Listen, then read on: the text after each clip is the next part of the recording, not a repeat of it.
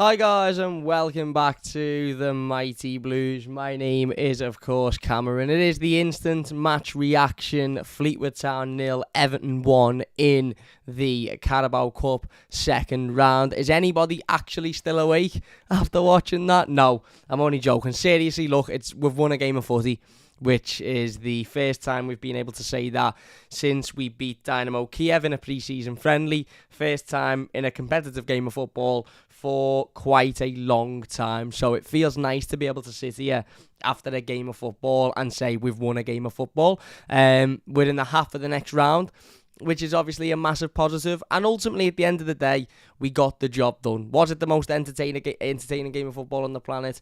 Absolutely not. Was it the best performance? Absolutely not. Was it, a thrilling, competition that we were all sitting on the edge of our seats watching? Absolutely not. It was 90 minutes that consisted of very little, if we're being honest with you. A good, well-worked goal by Everton.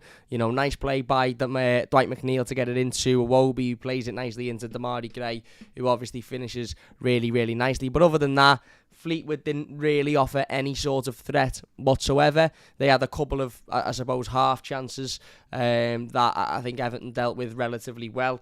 Asmir Begovic was forced into making one or two half saves you'd expect them to make. And Everton had, again, a couple of half chances. Nathan Patterson had a couple of shots that maybe should have done a little bit better with. Solomon Rondon had a shot that he dragged literally that far wide that it landed outside my front door. And for the rest of the game, it was very comfortable for Everton, and I think that's an important thing to say, is we can sit here and take the mick about how it wasn't a very good game, it wasn't very entertaining, it was boring, and how sort of worrying we look at the moment. But the reality of the situation was, although it was only 1-0, and although we created very, very little, which is worrying considering the players we had in our forward line with the players that have played in the Premier League over the last few weeks or so, and will play in the Premier League over the coming weeks as well. However, it wasn't like we were under much pressure. It wasn't like we were completely against the cosh. It wasn't like Fleetwood were offering anything other than just being there, really. As I said, they had one or two half chances that made you sort of go, oh, we've got to be careful here. But other than that, they had very, very, very little in the game. And it was a typical Tuesday night Carabao Cup second round fixture, wasn't it, really, of two sides, one of which managed by Scott Brown, who I said in the game preview, expect Fleetwood to be physical, expect them to battle, expect them to work hard, expect them to fight, expect them to, charge every ball down and throw the tackles in, because that's exactly what Scott Brown did as a player. That's exactly the type of player Scott Brown was at Celtic, and that's exactly the way he's got that Fleetwood Town team playing. I mean, that Rooney, I'm not sure of his first name, but the right back Rooney, he should have been sent off within about the first 10 minutes. In fact, had it been a Premier League game or VAR would have been involved, he'd have been sent off 15 minutes into the game. He had one swipe with Alex Iwobi completely off the ball, literally volleyed him off the ball within about 5 minutes. He had another one where he ragged Nathan Patterson down by his neck, and he had another one where, again, completely off the ball, Ruben Vinagre's just trying to run down the line, ball's nowhere near him, and he just completely pushes him into the stand. He should have been sent off, and if the referee wasn't so bad at doing his job, he would have been sent off. But again, the rest of that Fleetwood Town team were very physical. They were throwing challenges in. They targeted Amadou Onana all evening, and I actually think Amadou Onana had a good game, obviously making his full Everton debut, first start for Everton, of course, this evening. And okay, his passing was a little bit short.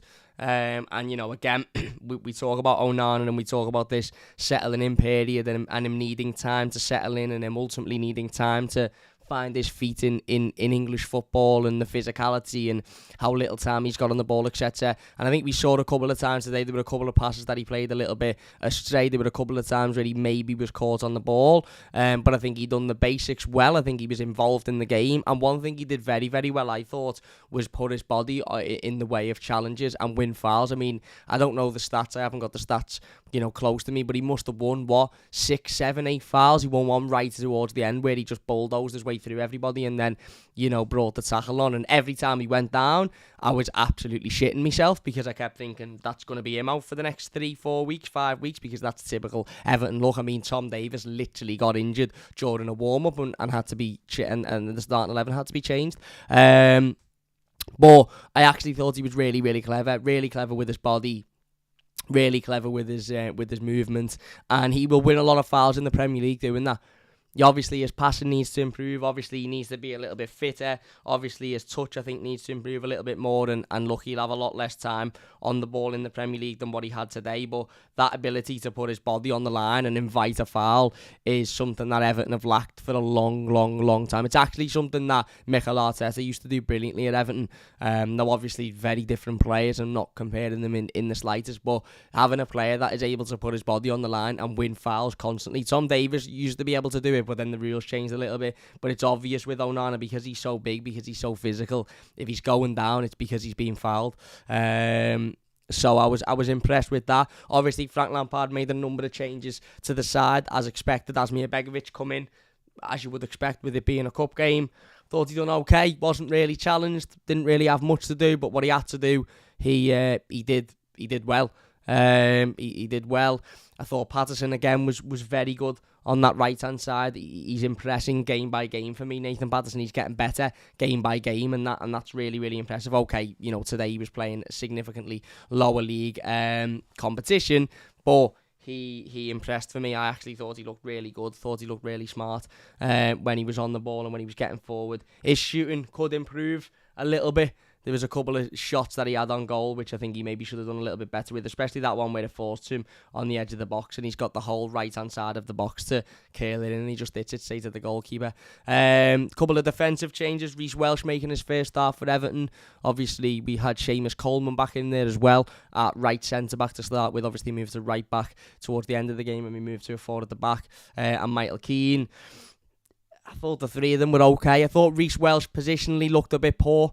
Obviously it's only his first sort of senior start, and he's only played 4 or 5 games for Everton, and including substitute appearances and stuff, so that will come with time. He's also very, very young as well, but you could see positionally at times, and some of his decision making on the ball, you could see at times was a little bit off, but that was because he was coming up against a strong physical battling side who ultimately were there to make it difficult for us, and it was good for him to get out there. He'll learn a lot from that. I think he probably could do with a loan, to be fair. Maybe not this summer because of our weakness, our shortness of options in the squad. But I wouldn't look too far into his performance, although I don't think he was amazing. Michael Keane, I thought done okay. Sean Rooney, who isn't a footballer, by the way. He isn't a footballer. I don't care what anybody says. That lad is not a footballer. That lad was picked off of the seat an hour before the game and told by Scott Brown, just stand there and kick people and air people and throw people in the stand. I don't even know if he kicked the ball once. He's definitely not a footballer. Coleman, obviously first full game back since his injury. Looked okay, looked good. Couple of shaky moments, but he dealt with them really, really well. He recovered really, really well. Looked decent. Ruben Vinagre obviously playing at left back. I thought he was hit and miss really. Vinagre at times he looked clever, at times he looked good. He was making some good runs down the left hand side. He was providing some good space. But at other times his decision making was shocking. At times his decision to cut the space off a couple of times when he had the ball on that left-hand side. A couple of his crosses were poor. He did put in one really good cross in the first half, to be fair, which for some reason Solomon Rondon decided to duck underneath. I'm not having that it was too high for Solomon Rondon, because the ball was literally about 3 foot in the air and Solomon Rondon somehow didn't get his head to it. But yeah, I thought he was mixed. Midfield, as I said, Onana, relatively impressed with, still very raw, understandable. Passing needs to improve, touch needs to improve, this, that, and the other. But I was, I was impressed with him putting his body on the line. I was impressed with his movements. I was impressed with his sort of screaming and shouting and leadership. I was impressed with his ability to win fouls as well. I thought that was good. Yes, his passing needs to improve, and I don't think it's something we should be worried about. I'd cast our memories back to when Marouane Fellaini first started at Everton Football Club, and he couldn't really pass a ball, and his touch wasn't great. And after a season or so, 6 months or so, once you learn that, which he will learn, because he'll learn how much time he's got on the ball in the league, and how accurate he's got to be, and once that comes, I think we'll have a player on our hands. Iwobi, I thought, was my man of the match again. No surprise that those words are coming out of my mouth, is it really? I think for the 4th game on the run now, there were times in that game where Alex Iwobi was the only Everton player moving. The only Everton player moving about, the only Everton player making any sort of space, the only Everton player coming for the ball, calling for it, passing and moving, creating space, dragging players around. And that, whilst that is credit to Iwobi, or Chiwobi, or Iobi, or Obi, or Parobi, or the 70,000 other names he was called during that game of football. I don't know if anybody else was onto that, or was listening / watching through a different channel, but he had about 150 names from where I was consuming the game. But yeah, as I said, as much as that is a credit for Iwobi, it's also, I think, a little bit of a wake-up for everybody else.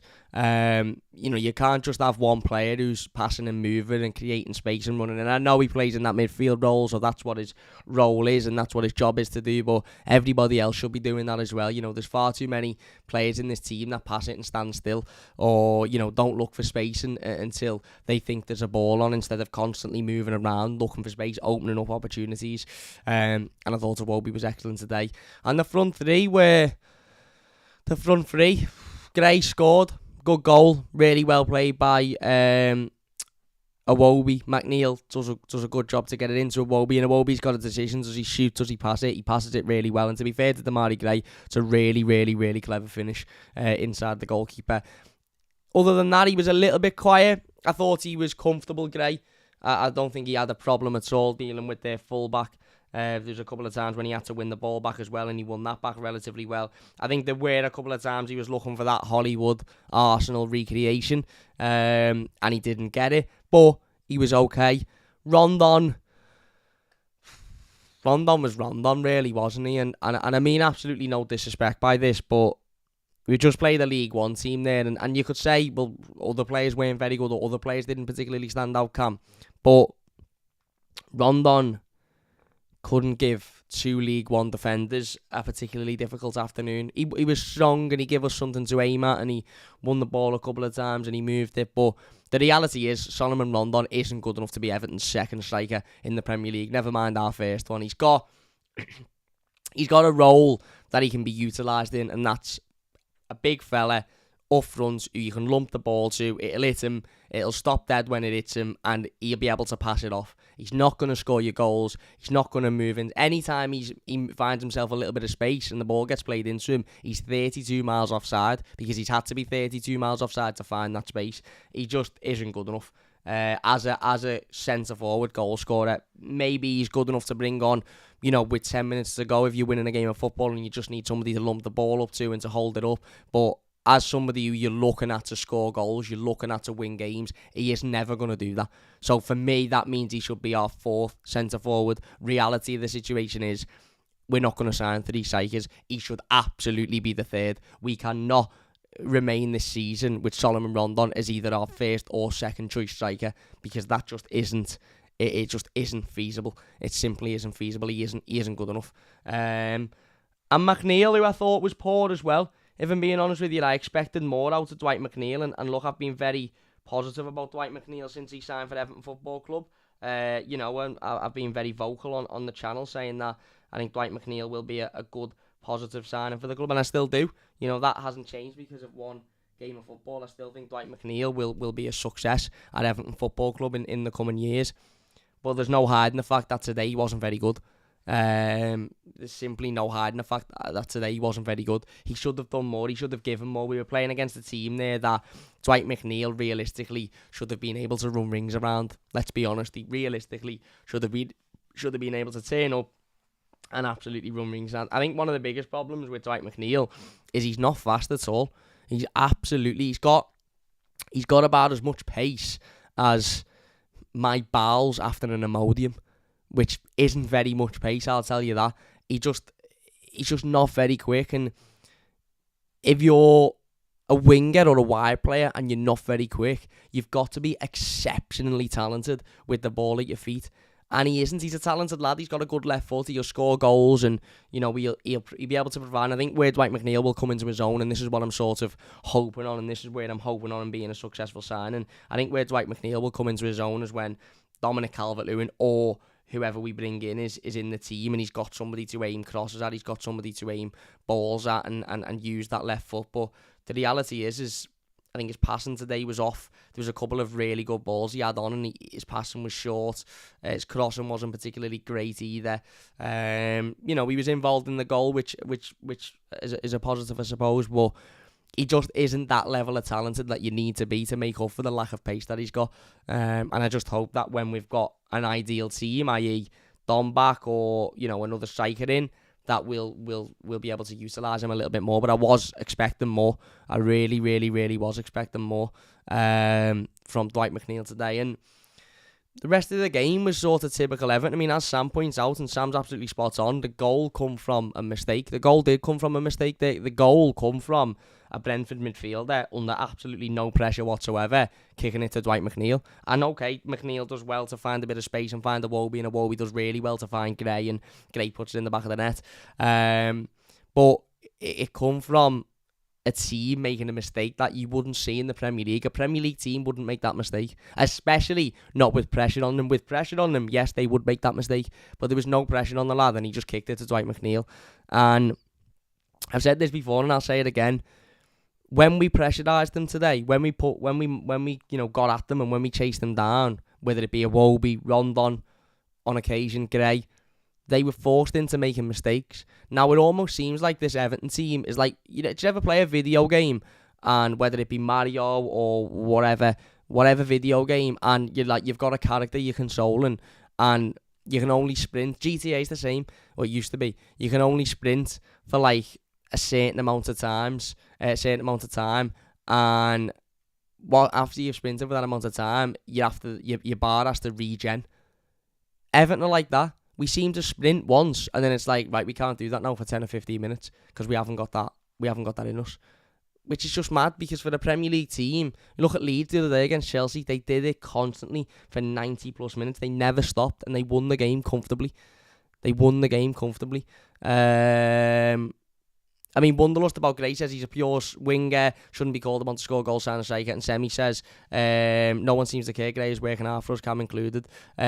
I agree he's working hard, and I do believe that he's been much better in these last two games than what he has been previously, and I fully agree he shouldn't be relied on to score goals. And again today I thought he was the best out of the front three, and I thought he was particularly decent. I wouldn't go as far as to say he was great, because we were playing a League 2 opposition, and great would be scoring at Attic for me, but he was he was decent. He done what he needs to do. He scored the goal, he put his chance away, he was okay. But yeah, it just seems like we have a burst of energy, and then that's it then for 15 minutes. We can't have another one for another 20-25 minutes, and it's just mad for me, because a Premier League team should be able to do that constantly throughout the game, and we don't seem to be able to. But look, we won the game. I mean, there's literally nothing to talk about the game other than the goal. We had a couple of half chances, as I said. They had a couple where they just hit it and hoped that Begovic made, saves you would expect them to make. But other than that, it was good to see Seamus back in the team and getting us some game time. Thought he'd done well. Good to see a couple of the young lads come on. Thought Warrington done really, really well when he come on. Thought Stanley Mills looked okay when he come on as well. Iwobi was absolutely great again. Thought Gray done well, as I said. Onana, although he's got a lot of things he needs to improve on, I thought his persistence to run and battle and bulldoze his way through, win fouls, I thought that was good as well. And listen, we're in the app for the next round, and we've won a game of footy.